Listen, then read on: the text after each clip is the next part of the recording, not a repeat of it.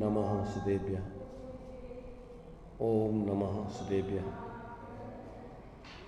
ओम नमः सुदेभ्यः। मंगलम भगवान वीरो मंगलम गौतमो मुनि मंगलम कुंद कुंदात्यो जैन धर्मोस्तु मंगलम सर्वमंगल मांगल्यम सर्वकल्याणकारकम प्रधानम सर्वधर्माणां जैनं जयतु शासनम जैनं जयतु शासनम वंदितु सर्वसिद्धि ध्रुवमचलमणोरवंगदिं पत्ते बोच्छामि समय पाहुड़ मिणमो शुभ केवली मणिदम नमः समय साराय स्वानुभूत्या च कास्ते चित्सुभावाय भावाय सर्वभावान्तरच्छिदे।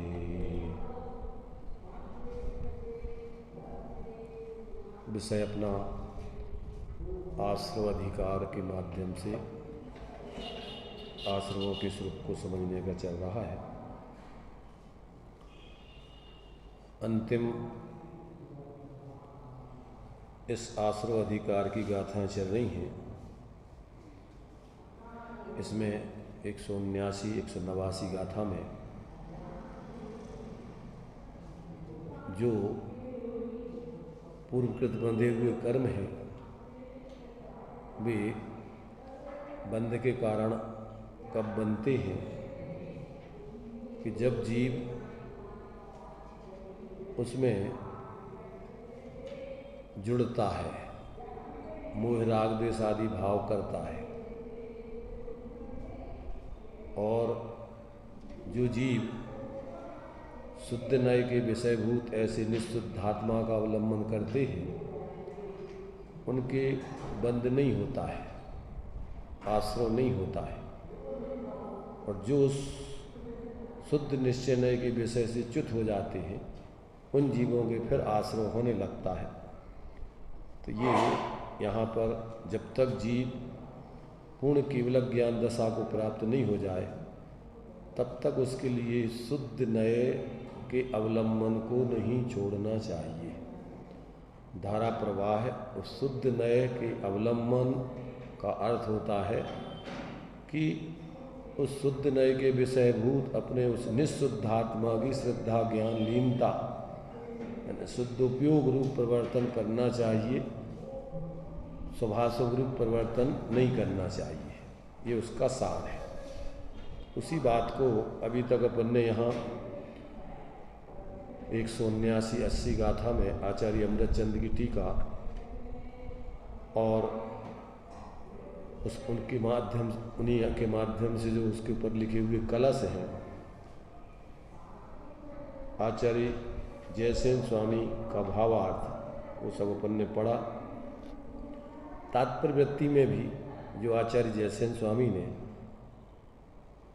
इसके संबंध में जो स्पष्टीकरण दिया है कि जब जीव शुद्ध नय से च्युत हो जाता है तो फिर किस प्रकार से वह बंध को करने लगता है, वो बात यहाँ पर ये तात्पर्य वृत्ति में जयसेन स्वामी ने भी स्पष्ट की है, दृष्टांत देकर के लौकिक।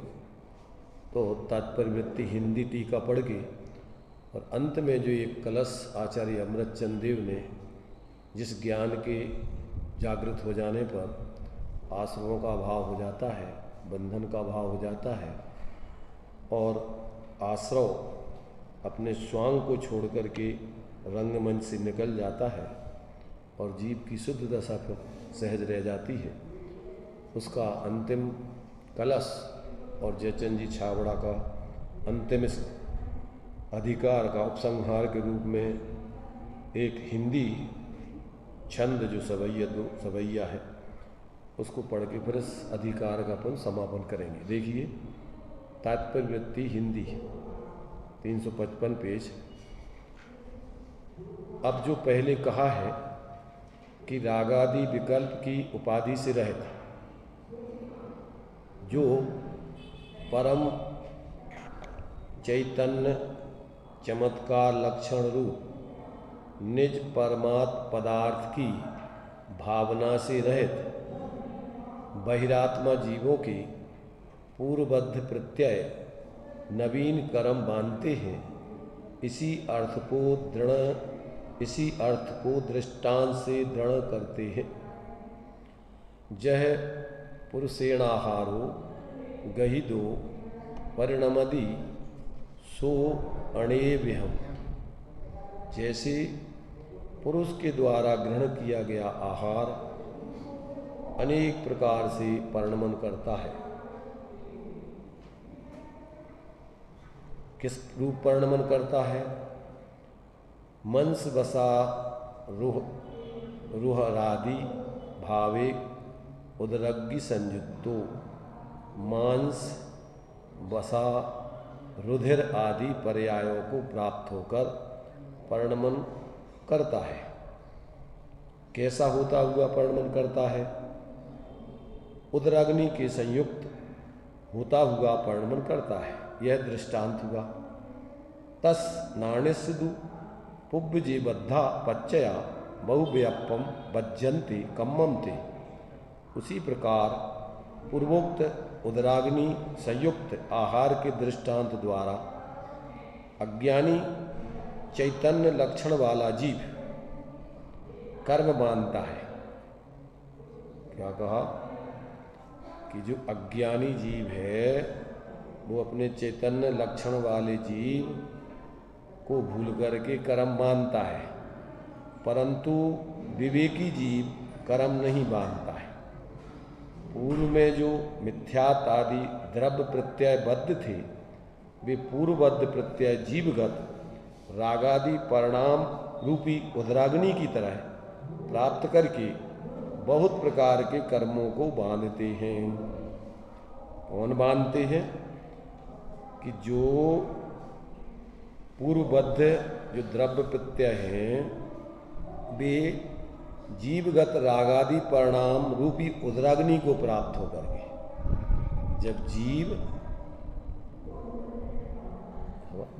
जब जीव क्या करता है?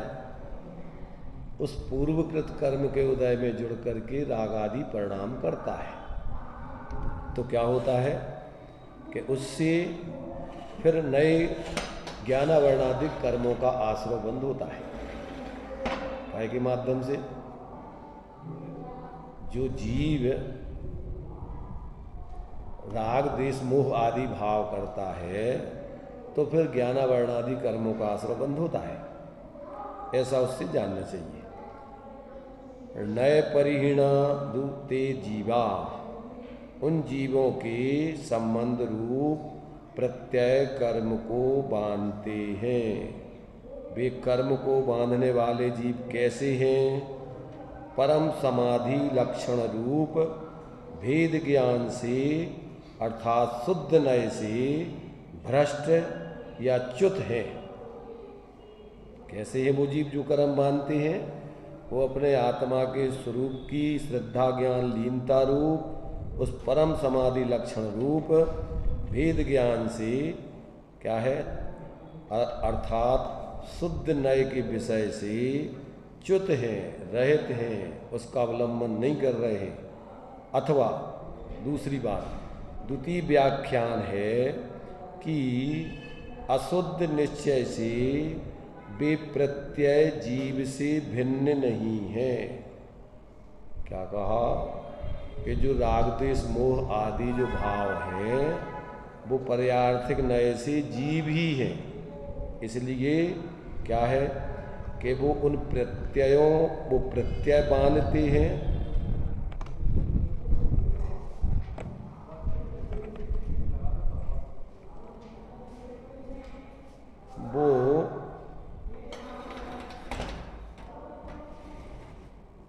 वो प्रत्यय बांधते हैं अथवा ऐसा अशुद्ध निश्चय नय से वो जीव ही उन कर्मों को बांधता है। क्या कहा? जो राग द्वेष मोह भाव हैं वो अपन द्रव्य और पर्याय का भेद करने पर वो प्रत्यय बांधते हैं, ऐसा कहते हैं। और जब अपन अभेद दृष्टि से विचार करते हैं तो उस रूप परिणमित अज्ञानी जीव स्वयं ही पर्यार्थक नए से वो जीव ही स्वयं उन कर्मों को बांधता है। नहीं, प्रत्यय माने विकारी परिणाम, मोह राग द्वेष आदि के विकारी परिणाम वो भाव प्रत्यय कहलाते हैं, भाव आश्रव कहलाते हैं। और जीव जो द्रव्य स्वभाव वाला जीव है तो क्या है, वो पर्यायार्थिक नय और द्रव्यार्थिक नय से, तो प्रत्ययों को बंध का कारण कह रहे हैं। माने मोह राग द्वेष आदि के जो भाव हैं वे आश्रव भाव है और जीव ज्ञान स्वरूप है। तो कौन बंधन का कारण होता है कि वो मोह राग द्वेष आदि के जो प्रत्यय हैं वे पूर्वकृत कर्म के उदय में जुड़ने पर नए ज्ञानावरण आदि कर्मों के बंध के कारण बनते हैं। इस हाँ, तो जो भावाश्रव हैं वो कर्म बंध के कारण बनते हैं। तो जब भेद से विचार करते हैं तो वो प्रत्यय बंध के कारण है, और अभेद से विचार करते हैं तो ऐसा मिथ्या दृष्टि जीव ही बंध का कारण है, क्योंकि वो प्रत्यय सर्वथा कोई जीव से अलग नहीं है।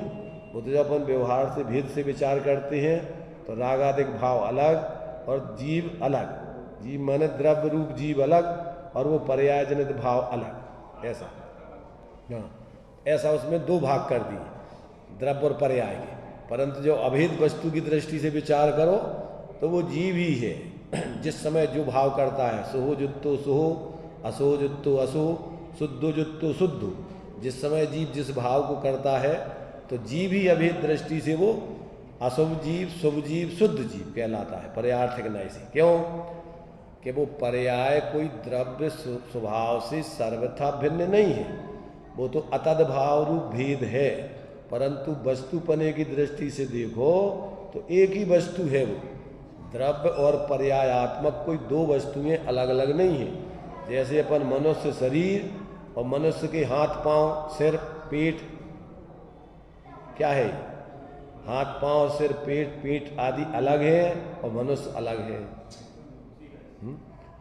तो जब अपन सामान्य और विशेष का विचार करते हैं तो दो चीजें हो गई, मनुष्य अभेद दृष्टि से पूरा अखंड शरीर है और ये हाथ पांव सिर आदि उसके अंश हैं, अंग हैं, तो उसको अपन भेद करके ये मनुष्य के कहलाएंगे। मनुष्य चूंकि एक एक हाथ पैर सिर आदि नहीं है, मनुष्य पूरा अखंड है, और जब अपन भेद करके कहते हैं तो मनुष्य के कहेंगे हाथ पैर आदि। ऐसे ही ये जीव के विकारी भाव, तो वो भाव बांधते हैं कर्मों को, ऐसा कहेंगे। और अभेद दृष्टि से कहें तो वो जीव ही, अज्ञानी जीव, मिथ्या दृष्टि जीव ही उन कर्मों को बांधता है, ऐसा जानना चाहिए। तो ये जो है यहाँ पर कि ये बंध का हेतु ज्ञानी जीव कर्म बंध को नहीं करता है। क्यों नहीं करता? क्योंकि ज्ञानी जीव मोह राग द्वेष आश्रव भावों से रहित होता है। अब वो ज्ञानी जीव के अपन ने चार पक्ष किए थे, एक अवरत सम्यक दृष्टि, एक देशवृत्ति, एक छठवें गुणस्थानवर्ती और एक शुद्ध उपयोगी, ऐसे यथाख्यात चारित्र तक पहुँचने वाले जीव। अथवा फिर यथाख्यात चारित्र में आ गए तो वे बंध के हेतु सर्वथा नहीं, वे फिर साक्षात अबंधक हो जाते हैं जब पूर्ण सर्वज्ञ दशा आदि प्राप्त कर लेते हैं। तो ऐसापन को इन विवक्षाओं से वस्तु स्वरूप को समझना चाहिए, किसी प्रकार के भ्रम में नहीं रहना चाहिए। द्रव्य पर्यायात्मक वस्तु का जब अपन कथन करते हैं तो अपन कहेंगे कि एक बहिरात्मा, ऐसा सोचो अपन अगर विचार करें तो, एक कहते हैं लड़का, बच्चा, पुत्र, और एक कहते हैं अच्छा लड़का, फिर कहते हैं बहुत अच्छा लड़का, फिर कहते हैं ये बुरा लड़का है, बहुत बुरा लड़का है। तो अब पांच चीजें हो गई हैं, पुत्र या लड़का, बुरा लड़का, बहुत बुरा लड़का, अच्छा लड़का, बहुत अच्छा लड़का। तो ये पांच इन 5 का अगर अपन विचार करो तो 5 ये कहाँ मिलेंगे आपको? लड़का कहाँ मिलेगा? बुरा लड़का कहाँ मिलेगा? बहुत बुरा लड़का कहाँ मिलेगा? अच्छा लड़का कहाँ मिलेगा? बहुत अच्छा लड़का कहाँ मिलेगा? जब हम पूछेंगे ये कौन है, तो कोई कहेगी ये हमारा लड़का है, पुत्र है। और फिर जब अपन अब उसको अच्छा बुरा बताना है तो उसके कार्यों के आधार पर विचार, भैया ये बहुत बेकार लड़का है। तो अब क्या देखा अपन ने? पहले तो सामान्य से अपन ने उसका कथन किया, लड़का पैदा होता है पुत्र, फिर उसमें अच्छा, बहुत अच्छा, बुरा, बहुत बुरा, कैसा बन गया वो? कहां से बन गया? ऐसे जीव, सामान्य से जीव, ना प्रमथ है ना अप्रमथ है। काय की अपेक्षा जब अपन सामान्य जीव की दृष्टि से देखें, अवस्थाओं का विचार नहीं करें, जब पुत्र के कार्यों का विचार नहीं करें, तो पुत्र है वो। क्या है वो? ना अच्छा है, ना बहुत अच्छा है, ना बुरा है, ना बहुत बुरा है, पुत्र है। अब जब अपन उसके कार्यों की तरफ विचार करेंगे तो फिर देखेंगे कि ये अच्छा है, बहुत अच्छा है, बुरा है, बहुत बुरा है। लड़का वही है, ऐसे जीव वही है, पंखा वही है, बहुत अच्छा चलता है, बड़ा खराब पंखा है। कैसा पंखा है? पहले तो वो पंखा है, फिर उसकी कंपनी के आधार पर कहोगे फलानी कंपनी का है। तो ये सब व्यवहार के कथन हो जाते, पर्यार्थक नय के हो जाते। जब सामान्य से देखो तो प्रत्येक जीव चैतन्य स्वरूप सामान्य, सब जीव एक समान है, कोई अंतर नहीं है। जब अपन पर्यार्थक नय से विचार नहीं करो तो सब जीव एक समान है। जो निगोद में सोई, मुझ में सोई, मोक्ष मजार, निश्चय भेद कुछ भी नहीं। अब भेद काय के हैं? बहिरात्मा, अंतरात्मा।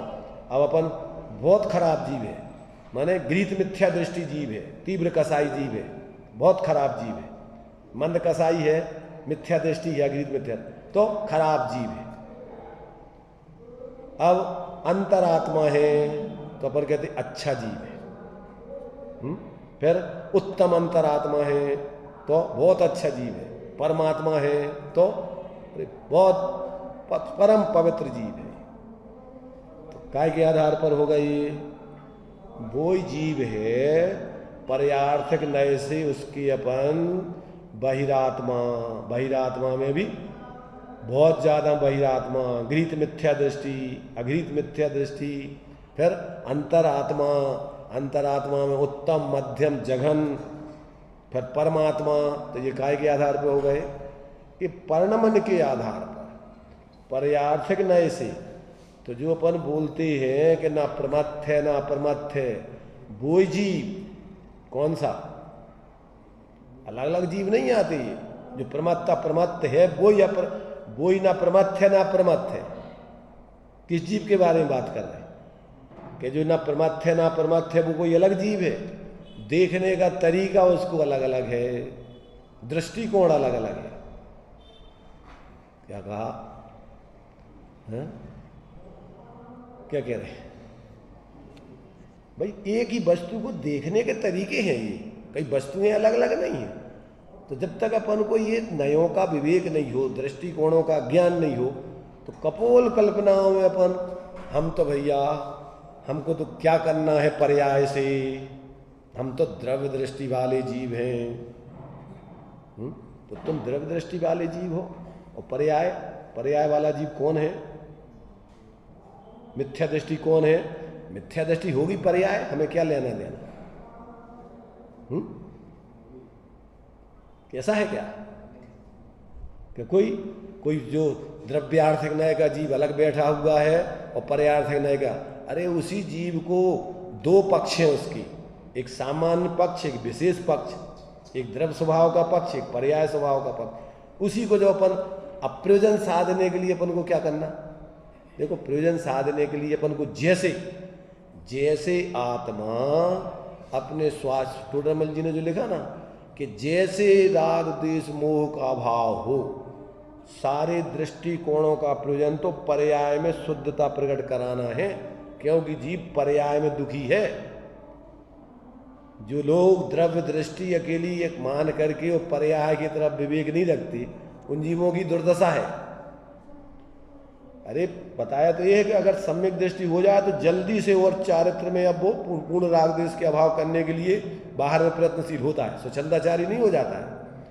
तो जो अकेले मात्र जानकारी सामान्य करके और संतुष्ट हो गए हों तो उनकी तो और बड़ी दुर्दशा है, उन्हें तो कुछ समझ ही नहीं है।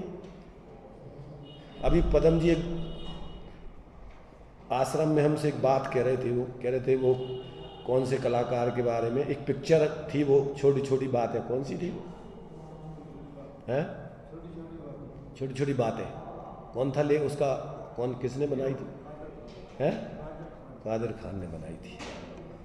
तो उसकी वो छोटी छोटी बातों की वो पिक्चर की विशेषताएं बतला रहे थे कि रिश्वत का काम हम कहाँ से चालू करते हैं, घर गृहस्थी में बच्चों के लिए खिलौना दे करके रिश्वत दे देते हो।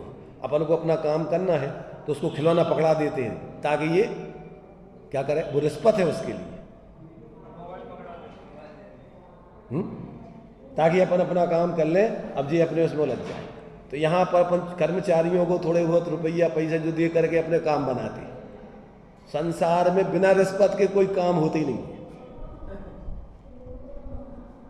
है। पत्नी के लिए अगर उसको प्रसन्न रखना है तो उसकी इच्छा से कुछ अपन साड़ी माड़ी जो वो चाहती है लाके, या फल फूल जो वो खाती है लाके दे दिया और उससे अपने काम बना लिए। बिना रिश्वत के संसार में कोई काम चलता है क्या? उस छोटी छोटी उस पिक्चर में कह रहा है ये सब सिद्ध किया था वो, छोटी छोटी बातों में, उस पिक्चर का नाम था। तो मतलब ये है कि अपन 24 घंटे जब तक निरपेक्ष स्वरूप की आराधना नहीं करेंगे बाहर में, जब तक ये रिश्वत देते रहेंगे तब तक अपन को चतुर्गति संसार में घूमते रहना पड़ेगा। निरपेक्ष जिसको कुछ नहीं चाहिए बाहर से, अपेक्षा नहीं है, वही व्यक्ति सब रिश्वत बाहर की कसायों की प्रवृत्ति से रहित होकर के स्वाधीन हो सकता है। जब तक बाहर में व्यक्ति को कुछ चाहिए है, कुछ अपेक्षा है, तो वहाँ तो उसको रिश्वत तो खिलाना पड़ेगी, कसाय तो करना पड़ेगी, राग द्वेष तो करना पड़ेंगे। तो ये अपन को यहाँ पर क्या है कि आश्रव अधिकार आश्रव दुखकार घनेरे बुद्धिबंत तिने निर्वेरे। जहाँ निरपेक्ष तत्व को जिसने जान लिया और जिसको कोई अपेक्षा नहीं पर से, अपने में जिसने पूर्णता का ज्ञान कर लिया, अपने में हम पूर्ण हैं, हमें किसी की कोई जरूरत नहीं है, तो उसके लिए अब किसी की क्या नहीं करना, बाहर में अपन को पराधीनता की जरूरत नहीं है। पूर्ण अपने स्वाश्रय से वो अपने बढ़िया पूर्ण जीवन जीता है, आनंदमय होता है। तो ये बात अपन को इस आश्रव अधिकार में बतलाई। पहले अपन को जीवाजीव अधिकार में 29 भावों से पृथक जीव को बतलाया। वो सब क्या है, वो सब संयोग संयोगी भाव आदि सब उसमें सब गर्भित कर देते। उन्हीं के लिए अपन ने फिर पुण्य पाप में बांट दिया, फिर उसी के लिए आश्रव के दो भेद आश्रवों का पहले पुण्य पाप अधिकार में, पाप के समान पुण्य भी बंधन का हेतु है, इसलिए वो भी एक परमार्थी पाप ही है। क्या है, पाप को तो पाप सारी दुनिया समझती है, पर पुण्य को भी पाप समझने वाले कोई बिरले होते हैं। कौन होते हैं बिरले? तत्वज्ञानी, आत्मज्ञानी।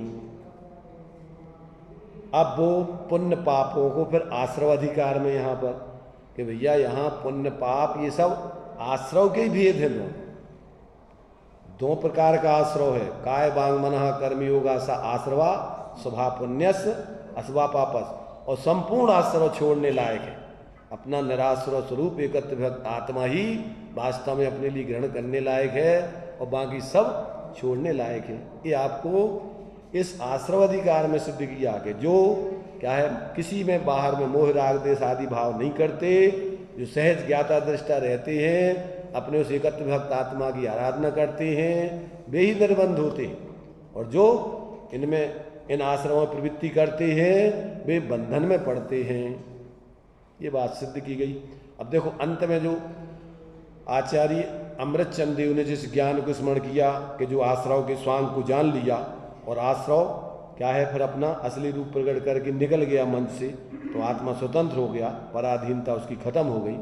अब उसके लिए अंतिम जो है 124 नंबर का जो छंद है उसको अपन पढ़ते हैं और फिर उस पर भावार्थ और आचार्य और पंडित जयचंद जी छाबड़ा का पूरे इस आश्रव अधिकार का सारांश रूप में एक छंद सवैया, उसको पढ़ के अपन इस अधिकार का समापन करेंगे। देखिए 124 नंबर का छंद है।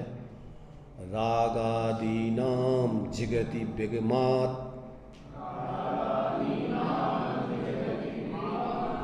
सर्वतोप्याश्रवाणाम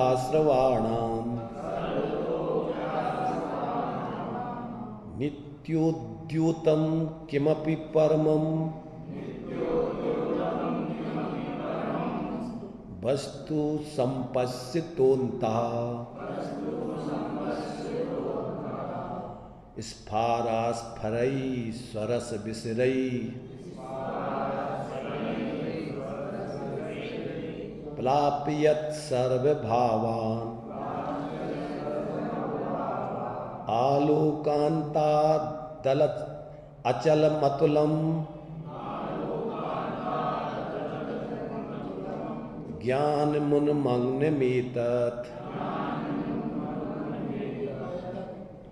देखिए इसमें क्या कह रहे हैं ये, अब सर्व आश्रवों का सर्वथा नाश करने से जो ज्ञान प्रकट हुआ, उस ज्ञान की ये महिमा का काव्य है। काय का काव्य है ये? अंतिम जो है ये इस अधिकार का समापन के रूप में एक काव्य है। तो अब इसमें देखिए इसका जो नाटक समय सार में हिंदी पद्यानुवाद किया है, इसको भी पढ़ते हैं। पहले देखिए आप लोग, उसका भाव हिंदी में अच्छे से समझ में आएगा। जाके पर गास में ना दिखे रागे द्वेष मोह, आश्रव मिटत नहीं बंधे को तरस है। तिहु काल जामे प्रतिबिंबित अनंत रूप, आप हुआ अनंत सत्ता अनंत ते सरस है। भाव श्रुत ज्ञान परवान जो विचार वस्तु, अनुभव करे न जहाँ वाणी को परस है। अतुल अखंड अविचल अविनाशी धाम, चिदानंद नाम ऐसो सम्यक दरस है। किसे कहते सम्यक दर्शन? चिदानंद नाम ऐसो सम्यक दरस है। जिस चैतन्य आत्मा के दर्शन का नाम सम्यक दर्शन है, उसी आत्मा को सम्यक दर्शन कहते हैं। और उसी आत्मा के दर्शन को माने आश्रय की अपेक्षा वो आत्मा और विषय की अपेक्षा सम्यक दर्शन। सम्यक दर्शन, सम्यक ज्ञान, सम्यक चारित्र उसका अवलंबन करते हैं, और जिसका अवलंबन करते हैं वो शुद्ध आत्मा है। तो उसको विषय की अपेक्षा वो आत्मा ही सम्यक दर्शन है, सम्यक ज्ञान है, सम्यक चारित्र है। और विषय की अपेक्षा वो जो श्रद्धा उस आत्मा का अवलंबन करती है, जो ज्ञान उस आत्मा को अपने रूप जानता है, जो चारित्र उसमें लीन होता है, जो वीर्य उसमें अपनी सामर्थ्य पूर्ण रूप में उसमें संरचना करता है, वे सब सम्यक दर्शन ज्ञान चारित्र वीर कहलाते। तो जिसके उजाले में राग द्वेष मोह नहीं रहते, आश्रव का अभाव होता है, बंद का त्रास मिट जाता है। जो दे रहा है ना, जाके पर घास में न दिखे राग द्वेष मोह, आश्रव मिटत नहीं बंद को तरास है। तरास, तरास जानते हैं ना? तरास, तरास माने तकलीफ, दुख, परेशानी। तो कहते हैं कि उस जिसके उजाले में राग द्वेष मोह नहीं रहते, उजाले में अंधेरा नहीं रहता है। ये मोह राग द्वेष भाव अंधेरे रूप है। और क्या है, ये जो सम्यक दर्शन ज्ञान चारित्र का उजेला है या सम्यक ज्ञान का उजेला है, उसमें ये भाव पैदा नहीं होते।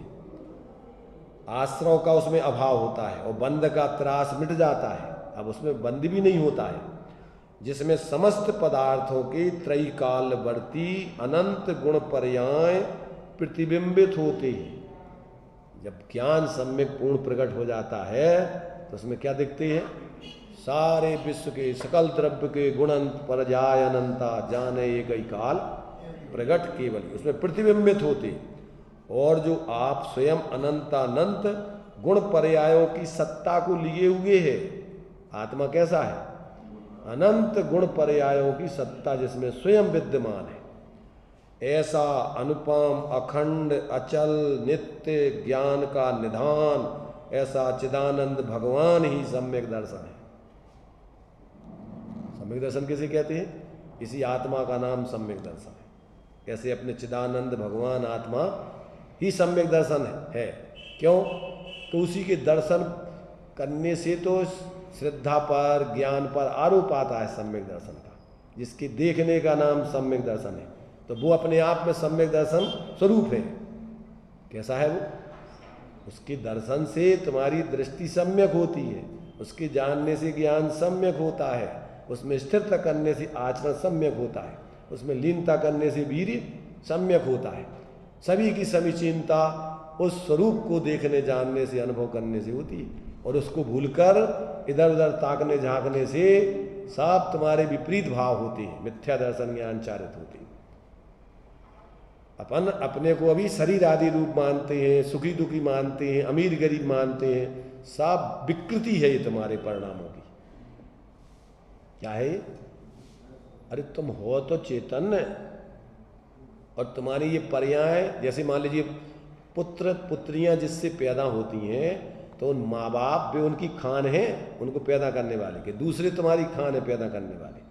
और अपन दूसरों की महिमा करें, वे पुत्र पुत्रियां अपने माँ बाप की तो क्या करें, उनकी तो प्रशंसा नहीं करें, उनकी महिमा तो नहीं करें, और दूसरों की महिमा करें जिनसे पैदा हुए हैं, तो कैसे कहलाएंगे? को पुत्र कहलाएंगे, को पुत्रियां कहलाएंगे कि नहीं? इसलिए तो दिया है कि शास्त्रों में विचरण करती हुई बुद्धि भी क्या है? व्यभिचारिणी है। क्योंकि बुद्धि तो आत्मा की है, अपनी आत्मा में विचरण क्यों नहीं कर रही है? इसलिए अपन को जब तक अपनी परिणति बहिर्मुक्ता छोड़कर अंतर्मुक्ता का अवलंबन नहीं करेगी अपने स्वरूप का, तब तक ये परिणति दुखी रहेगी। माँ बाप के प्रतिकूल चलने वाले पुत्र पुत्री कभी सुखी नहीं हो सकते।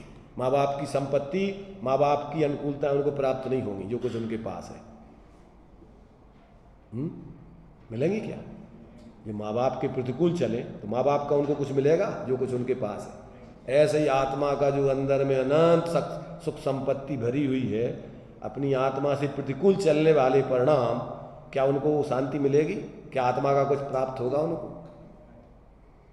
सोचो सोचो। अपन देखो, जितने व्यक्ति तत्व ज्ञान से रहित हैं वे सब आतंकवादी लोग हैं। क्या है? आतंकवादी लोग हैं, तत्व ज्ञान से रहित पागल लोग हैं। और जितनी उनकी बाहर, देखो जो तत्व ज्ञान से रहित हैं वो बाहर में संप्रदाय को बढ़ा करके उद्दंडता करते हैं, आतंक फैलाते हैं। उनकी शक्ति काय में जानते हैं वो? जितना ज़्यादा बाहर में बड़ा संगठन होगा और उस संगठन का जो मुखिया होगा वो बहुत ज़्यादा उपद्रव करता है, उस संगठन में भी अगर उसके प्रतिकूल कोई परिवर्तन करे तो वो क्या करता है? फतवा जारी करके उनको मरवाने की बात करता है। और जबकि तत्वज्ञानी व्यक्ति क्या करता है कि अपने अंदर की जो परिणतियां बहिर्मुक्ता वाली हैं उन परिणतियों का अभाव करके अपने स्वरूप में ही डूबने का पुरुषार्थ करता है। तीर्थंकर हैं, बोलते नहीं हैं, संगठन नहीं बनाते, क्या करते हैं? वो अपनी बहिर्मुक्ता की परिणतियों को समाप्त करके अपने अंदर अनंत दर्शन ज्ञान सुख आदि वीर्य आदि प्रकट करते, अपनी सामर्थ्य को पैदा करते। वे किसी बाहर की सामर्थ्य से अपना भ्रम पैदा नहीं करते कि हम इनकी शक्ति से, संगठन से हमारी शक्ति बढ़ जाएगी। मिथ्या दृष्टि आतंकवादी का लक्षण है। क्या लक्षण है? कि जो बाहर से संगठन बढ़ा करके और बाहर से प्रदर्शन करके अपने को बड़ा धर्मात्मा बताता है, वो आतंकवादी लोग हैं। और जितनी भीड़ इकट्ठी हो जाती है फिर उनका उतना बड़ा आतंक करते हैं। उतना ज़्यादा दूसरों को परेशानी पैदा करते, दूसरे को दबाने का प्रयत्न करते। और जबकि धर्मात्मा व्यक्ति अपनी बहिर्मुखता वाली परिणतियों को अभाव करके वो तो अपने स्वरूप में लीन होकर अपनी शक्ति को बढ़ाता है। वो किसी दूसरे की शक्ति से अपनी शक्ति, अपनी सामर्थ्य नहीं मानता है। तो जितने लोग बाहर के संगठन को बढ़ा करके अपने को धर्मात्मा दिखाना चाहते हैं, वो लोग आतंकवादी लोग हैं, आतंकवादी वाले लोग हैं वो सब। बताओ धर्म कैसे होता है? धर्म तो अपनी अंदर की आत्मा की शक्ति को प्रकट करने से, उसका नाम धर्म है। तो धर्म बाहर के संयोगों से, बाहर के संगठन से होता है कि अंदर में अपने स्वरूप में समाने से प्रकट होता है। तो धर्मात्मा क्या करता है? अपने अंदर की बहिर्मुखता की, अभी अपन ने पढ़ा था ना कि जो बाहर में जाती हुई अपनी ज्ञान की जो किरणें सामर्थ्य, उनको सबको समेटकर अपने स्वरूप में एकाग्र करता है। और जब तक केवल ज्ञान नहीं हो जाता है, तब तक वो अपनी सारी शक्तियों को अंदर में जागृत करके और अपनी सामर्थ्य को प्रकट करके संपूर्ण विकृतियों का अभाव करता है। तो जो लोग बाहर से संगठन की दम पे अपने को धर्मात्मा, भीड़ की दम पे धर्मात्मा दिखाना चाहते हैं, देखना तुम उनका लक्षण। बाहर में जितने बड़े बड़े संगठन है उतना ज्यादा आतंक फैलाते हैं, उतना ज्यादा अत्याचार करते हैं। धर्मात्मा व्यक्ति तो तीर्थंकर चुप रहे, बोलते ही नहीं है। संगठन की बात तो ठीक है बढ़ाने की, और जब पूर्ण अपनी विकृतियों का अभाव करके पूर्ण अपनी अंदर की शक्ति प्रकट कर लेते हैं, तब ये पूर्ण अरहंत दशा, परमात्मा दशा को पूर्ण धर्मात्मा बन जाते हैं। और फिर तो किसी को दबाने बवाने का तो काम ही नहीं। फिर तो वो जीव मात्र को यही बात समझाते हैं कि भैया तुम्हारे अंदर में ही तुम्हारी सारी शक्ति, सुख, शांति भरी हुई है, बाहर में कहीं नहीं है। तो जो लोग बाहर की भीड़ से अपने आप को बड़ा दिखाना चाहते हैं और धर्म के नाम पर बाहर का संग फैलाव करना चाहते हैं, वे तो वास्तव में वस्तु स्वतंत्रता को जानते ही नहीं है। जानते क्या वो? भाई प्रत्येक वस्तु अपने आप में पूर्ण है और अपने ही अंदर में अपनी सामर्थ्य, अनंत सामर्थ्य है। उस सामर्थ्य को प्रकट करके धर्मात्मा सुखी होता है कि बाहर के संगठन में भीड़ इकट्ठी करने से होता है। नहीं आ रही समझ में? तत्व ज्ञानी किसे कहते हैं? भाई तत्व ज्ञान, सम्यक दर्शन ज्ञान, सम्यक दर्शन की प्राप्ति का तत्वार्थ श्रद्धानम सम्यक दर्शनम, तत्वार्थ ज्ञानम सम्यक ज्ञानम, और तत्वार्थ के आधार पर ही आचरण, उसका नाम सम्यक चारित्रम। तो अपन जीव तत्व हैं, तो अपनी जीव तत्व की अपने रूप श्रद्धा के हमारा एक परमाणु मात्र बाहर में कुछ नहीं है। सम्यक दर्शन कैसे कहते हैं? अहम एको खलु शुद्धो दंसन नाण मयो सदारूपी नाभि अथ मज्ज किंची भी अन्नम, अन्नम परमाणु में। तो सम्यक दृष्टि तो ये जानता है कि हमारे लिए एक परमाणु मात्र भी हमारा नहीं है, न था, न है, न होगा। तो उससे हमारा क्या मूल्यांकन, उससे हमारा क्या माप धर्मात्मा और धर्मात्मा बनेगा? नहीं आ रही समझ में? आज जितना आतंकवाद फैल रहा है वो काय की दम पे फैल रहा है? बताओ, तत्व ज्ञान के अभाव में कि तत्व ज्ञान के सद्भाव में? और बाहर के कृत्रिम धार्मिक पने के संगठनों के आधार पर कि सच्चे धर्मात्मा बन के जो धर्म को समझते ही नहीं है, धर्म के नाम पर जो बाहर का संगठन इकट्ठा करके अपने हिसाब से सबको परिणमन कराना चाहते हैं।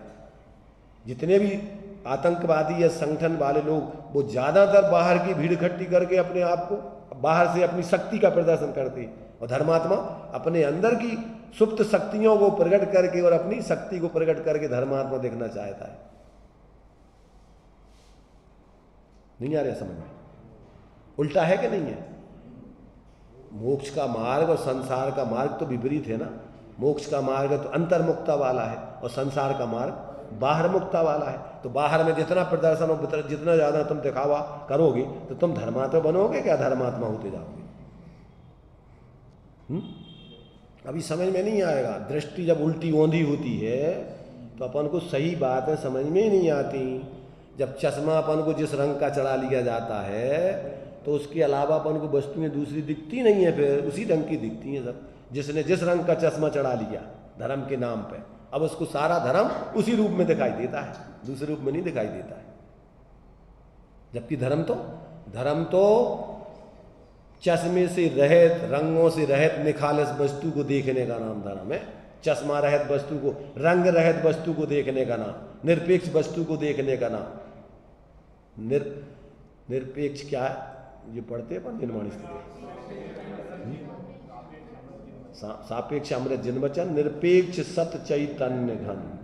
वस्तु स्वरूप तो पर से निरपेक्ष है, समझाने के लिए अपन को भेद करके संयोग आदि से समझाते हैं। तो ऐसी उस निरपेक्ष वस्तु को देखकर उसमें समाने का नाम धर्म है, बाहर में फैलने का नाम धर्म नहीं है। तो जब तक अपन को देखो यहां कह रहे हैं कि जब जीव इस प्रकार से ऐसे अनुपम अखंड अचल नित्य ज्ञान का निधान चिदानंद भगवान, ऐसे उसका नाम सम्यक दर्शन है। भाव सुतक ज्ञान प्रमाण से पदार्थ विचारा जाए तो वह अनुभवगम्य है, और द्रव्य श्रुत अर्थात शब्द शास्त्र से विचारा जाए तो वचन से कहा नहीं जा सकता है। क्या दिया कि वो वचनों में कहने में नहीं आ सकता है। जाके परगास में न दिखे राग देश मोह, आश्रव मिटत नहीं बंद को तरस है। तीहू काल जा में प्रतिबिंबित है अनंत रूप, आप हु अनंत सत्ता अनंत सरस है। भाव श्रुत ज्ञान परमान जो विचारी सुत वस्तु, अनुभव करे न जहाँ वाणी को परस है। जहाँ वाणी का प्रवेश नहीं है, शब्द प्रवेश नहीं करते, वहाँ तो अपने भाव श्रुतक ज्ञान से अनुभव किया जा सकता है। आत्मा का अनुभव अपने ज्ञान में जब अपन, क्योंकि वो ज्ञान उसी आत्मा का है, और जब उस ज्ञान को अपन उस आत्मा में एकाग्र करें तो अपनी आत्मा अपने अनुभव में आएगी। भाई जो चीज तुम्हें उसका स्वाद लेना है तो उसका अनुभव चखने से आएगा कि बोलने से आएगा, समझाने से आएगा? कोई भी चीज हो, रसगुल्ला तुम्हें स्वाद लेना है तो बोलने से थोड़ी आएगा, गोल होता है, ऐसा होता है, रस भरा है, स्वाद आ जाएगा। ऐसे ही आत्मा का स्वाद कैसे आएगा? अनुभव से। अंदर में अपने ज्ञान में उस ज्ञान स्वरूप आत्मा का अनुभव करोगे तो सतेंद्रीय आत्मा का आनंद आएगा। शब्दों में तो संकेत मात्र दूर से किए जाते, सारे मात्र हैं। तो कह रहे यहां कि भाव श्रुत ज्ञान परमान जो विचारी वस्तु, अनुभव करे न जहां वाणी को परस है। अतुल अखंड अविचल अविनाशी धाम, चिदानंद नाम ऐसो सम्यक दरस है। इसका नाम सम्यक दर्शन है। तो इसमें देखो, इसमें जो अपन को हिंदी दिया उसको पढ़ते हैं अभी 124 नंबर क्लास का। नित्य उद्योतम, जिसका उद्योत प्रकाश नित्य है। क्या कह रहे? कहाँ है जिसका प्रकाश नित्य है? कह रहे नित्य, जिसका प्रकाश नित्य है। दिख रहा सबको कि नहीं दिख रहा? जिसका प्रकाश नित्य सबको आ रहा है अनुभव में कि नहीं? जो जानपना हो रहा है ये किसका प्रकाश है? उसी आत्मा का, उसी का प्रकाश है। अगर वो नहीं हो तो ये ज्ञान आपको जो जानपना हो रहा है किस में होगा? तो कहते हैं नित्य उद्योत रूप, यानी जिसका उद्योत या प्रकाश नित्य है। ऐसी किमपि परमम वस्तु, किसी परम वस्तु को अंतः संपयतः, अंतरंग में देखने वाले पुरुषों को रागादि नाम आश्रवाणाम, रागादि आश्रमों का जिगति शीघ्र ही सर्वता अपि सर्व प्रकार से विगमात नाश होने से। क्या होने से? जैसे ही वो अंदर में देखता है तो आश्रव पैदा, कैसे? अंधकार कहाँ रहेगा? जहाँ सूर्य उग जाएगा, मिट गयो ते मेरे मिथ्यात्व मेरे उदय रवि आत्म। जहाँ सूर्य का उदय हो जाता है वहाँ अंधकार का विनाश, जहाँ आत्मा का दर्शन हो जाता है वहाँ मिथ्यात्व का नाश। पर शरीर में एकत्व बुद्धि करोगे तो, अभी जब तुम अपनी आत्मा को अपने रूप में अनुभव करोगे तो फिर शरीर में अपनापन करोगे। मैं स्त्री हूँ, मैं मोटी हूँ, मैं पतली हूँ, मैं मोटा हूँ, मैं पतला हूँ, मैं अमीर हूँ, मैं गरीब हूँ, मैं पति हूँ, मैं पत्नी हूँ, किसी को अनुभव करोगे? चैतन्य स्वरूप चिन्ह मूर्त धारी। इस सब जीवों की बात चल रही है। ये छोटे बड़े, अमीर गरीब, जैन अजैन, ये सब कल्पनाएं हैं झूठी अपने बारे में, मिथ्यात्व रूप। आत्मा सबका एक जैसे ही है, चैतन्य स्वरूप जिसका प्रकाश निरंतर उद्योत है, जानने रूप है। सब उसी ज्ञान से जान रहे हैं। देखो भाई बहुत सरल है। अपन को अपने स्वरूप का निर्णय करना कठिन नहीं है, उसका स्वभाव है ज्ञान का। ज्ञान किसे कहते हैं? सर्व समाधान कारक होता है ज्ञान, कि जो जैसा है वैसा निर्णय कर ले, उसको सब समाधान, सारी भ्रांति दूर कर दे, भ्रम रोग दूर हो जाता है। तो भ्रम रोग हर जिनके वचन मुख चंद्र ते अमृत झरे।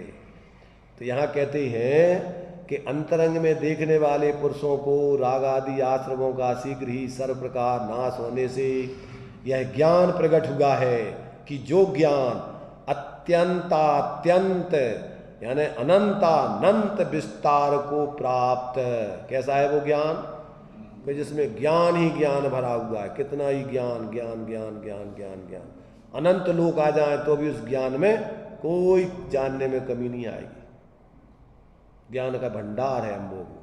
तो कहते हैं वो ज्ञान अनंतानंत विस्तार को लिए हुए है, जो ऐसा स्वरस विसरई निज रस के प्रसार से आलोक अंतात लोक के अंत तक के सर्वभावान, सर्वभावों को यानी सर्वपदा प्लावयत व्याप्त कर देता है, अर्थात सर्व पदार्थों को जानता है। कौन जानता है? ऐसा ज्ञान जानता है। केवल ज्ञान प्रत्यक्ष जानता है, एक समय में सर्वद्रव्य के गुण अनंत पर जाए अनंता, और मति सुतक ज्ञान भी परोक्ष रूप से जानता है। ये ज्ञान भी इसी से तो निर्णय करेंगे अपन इस लोक में क्या है।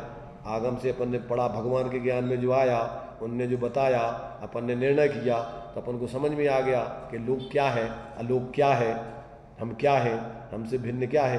तो अपन को भी सब परोक्ष ज्ञान में सब आता है, और अपना अनुभव प्रत्यक्ष होता है, स्वानुभव प्रत्यक्ष। जैसे पर पदार्थों को अपन विकल्पात्मक ज्ञान में जानते हैं, ऐसा आत्मा का अनुभव विकल्पात्मक ज्ञान में नहीं आता है। ध्यान रखना,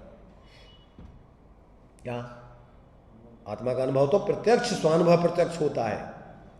अंदर में उसका अतीन्द्रिय आनंद भोगते हुए उसका अपन प्रत्यक्ष करते हुए जानते हैं, और फिर अपन इसलिए उसमें कोई भ्रांति नहीं होती अपन को कि अपन इसके अलावा और कुछ है, क्योंकि उसके अनुभव में अपन को जो आनंद मिलता है, जब ने जातम अनुभव आवे तब और कछू ना, फिर अपन को कोई चीज नहीं रुचती उसके सामने। ये तो मोक्ष मार्ग अनुभूत मार्ग है। मोक्ष मार्ग कोई सुनने सुनाने मात्र का, मात्र कहने वाला मार्ग नहीं है, ये तो अनुभूत मार्ग है।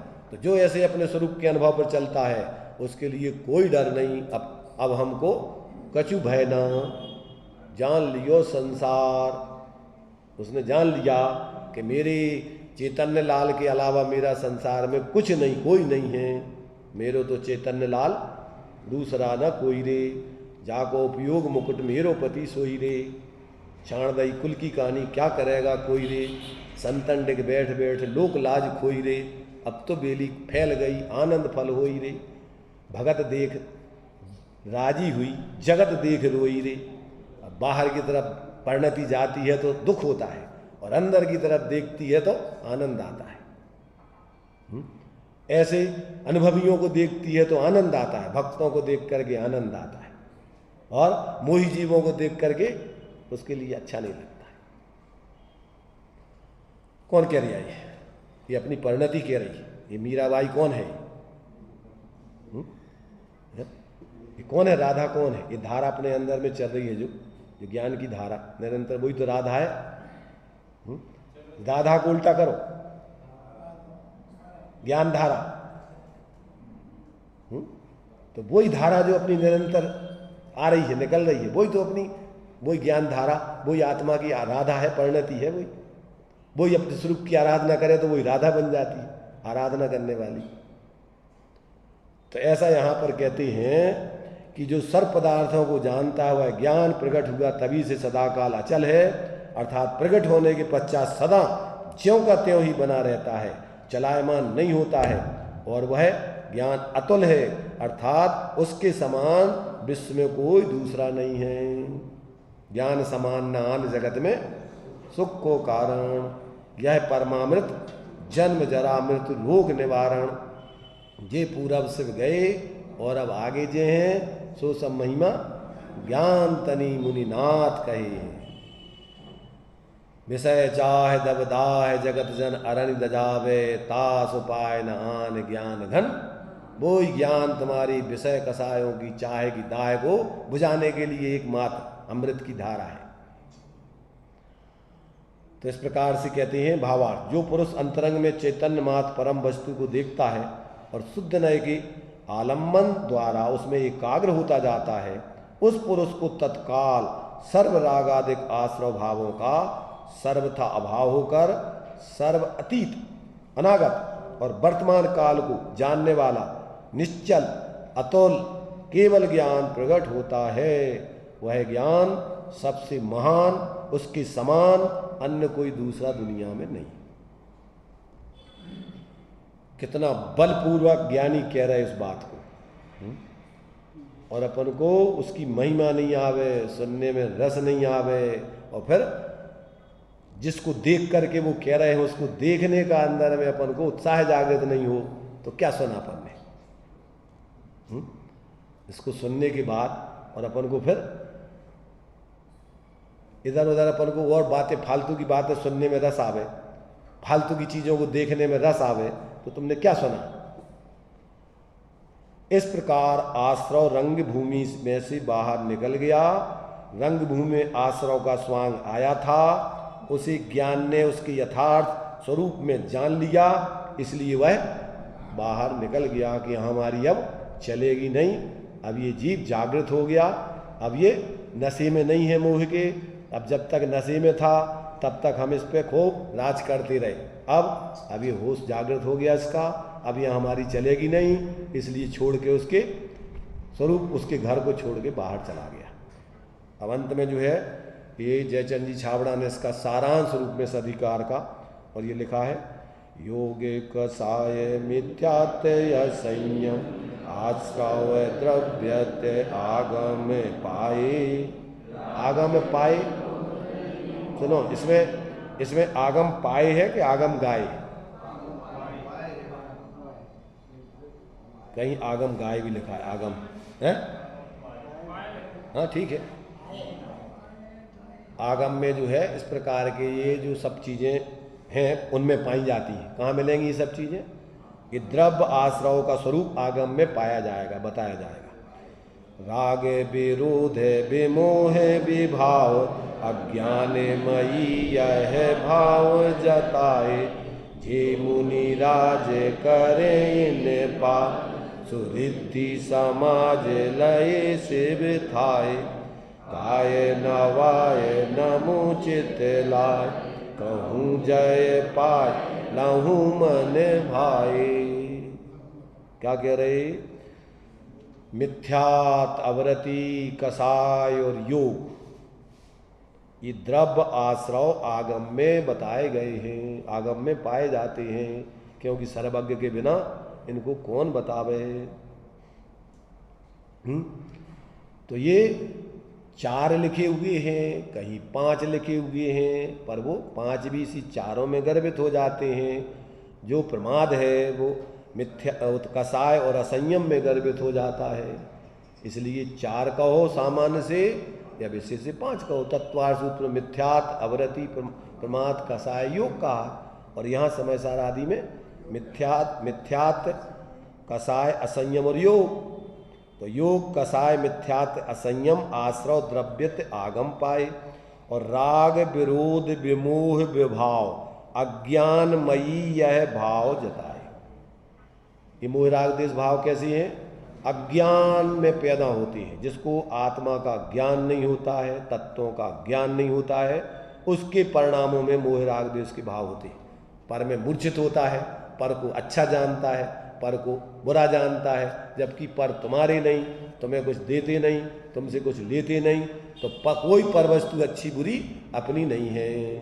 ऐसा जब तक सम्यक ज्ञान नहीं होता तब तक ये जीव को अज्ञानमयी भावों का अभाव नहीं होता है, और ये इसके लिए नए संसार का कारण बनता है। तो राग विरोध विमोह विभाव अज्ञानमयी यह भाव जताए।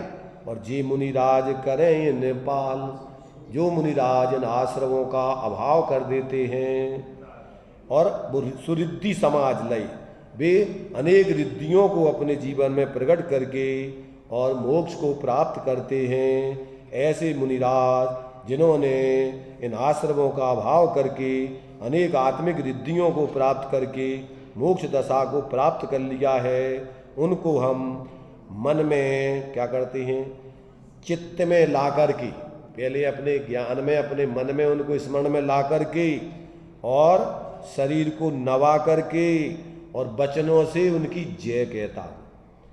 काय नमाय नमू चित लाए, मन से मैं उनको नमस्कार करता हूँ और कहूँ जय पाए।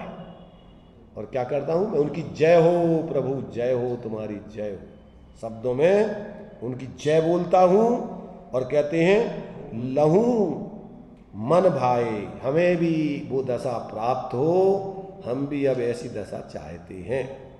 ऐसा जो है ये इस आश्रव अधिकार का अंतिम, कि ये आश्रव द्रव्य और भाव की दृष्टि से दो प्रकार के अपन ने पहले द्रव्य संग्रह में पढ़े थे, 7 तत्व। कौन कौन से? दूसरा अधिकार पढ़ा था ना, पहला अधिकार 6 द्रव्य, दूसरा अधिकार 7 तत्व 9 पदार्थ। आसो बंधन संवर निज्जर मोक्षो स पुण्य पावाजे जीवा जीव विशेषा। यहाँ कह रहे द्रव्य और भावमय, तो वो जीवा जी जीव रूप जो है वो भावमय कहलाते हैं और पुद्गलमयी है जो द्रव्य रूप कहलाते हैं।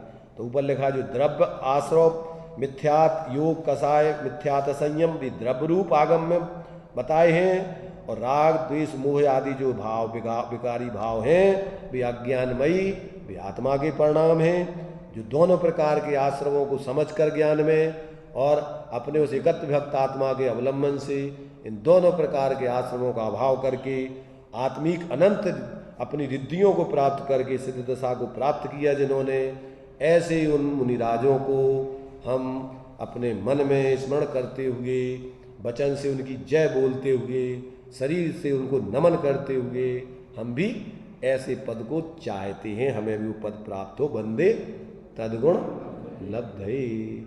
इस प्रकार तुम्हारा ये आश्रव अधिकार का स्वरूप समझते हुए उसके अभाव करने के लिए अपन ने ये जो है इस आश्रव अधिकार के बारे में चर्चा की। अब आगे अब कौन सा अधिकार चलेगा? अब आगे संवर अधिकार चलेगा, जो इस आश्रव रूपी योद्धा के लिए पराजित करने में समर्थ है। अब ऐसे उस संवर के स्वरूप के बारे में क्रम से आगे चर्चा चलेगी।